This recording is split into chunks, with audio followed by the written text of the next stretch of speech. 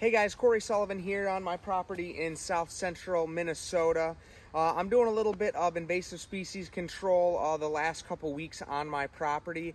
It is late winter, early spring here in Minnesota. We're getting a really late start to our spring.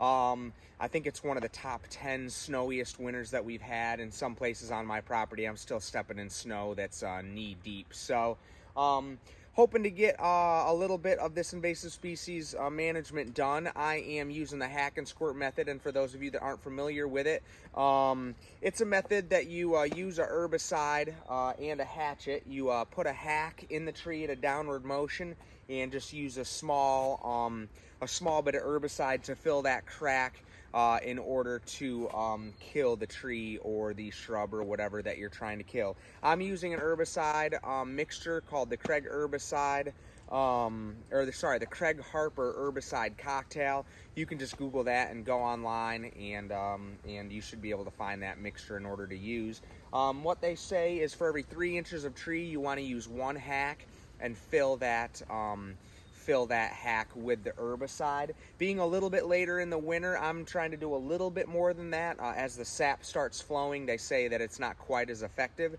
So I'm just doing a little bit more than 1 hack per 3 inches in order to try to get a better effectiveness. But I'm working on buckthorn here on my property right now, and another species called Siberian elm, which are both invasive species here in Minnesota and not really recommended on the landscape. They don't have any wildlife value really whatsoever.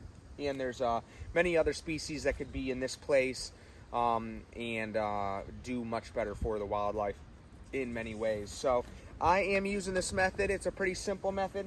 A downward hack, and you just want to fill that hack, not with a completely full squirt, but you just want to fill that hack thoroughly with your herbicide. And like I said, about 1 hack per 3 inches diameter of tree. I'm using probably double, maybe not quite double that for my trees here, just because I am a little bit later in the winter than most people would recommend doing it. But I've done a good bit of research, and I should get I still should get effectiveness with this.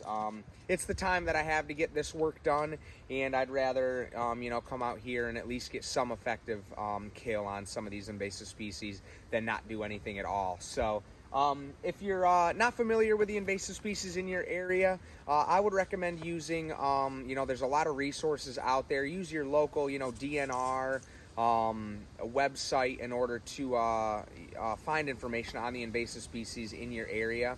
And I like to use 2 different apps to help me identify really any species at all, but help me to identify the invasive species. And that's one is Picture This, and the other one is iNaturalist.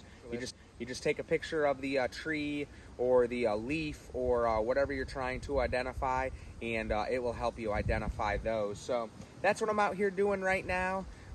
It is starting to get beautiful here in Minnesota, so I'm just trying to get as much of this done as I can and try to get a head start on some of my habitat management here because the winter's just been so harsh. It's been hard to really do too much here in south central Minnesota. So hope you guys are out there too. I'm sure there's some areas where people are starting to already plant food plots and stuff. So keep up the good work, keep working at it, and I'll keep you guys updated with the things that are going on here on my property. Have a good one.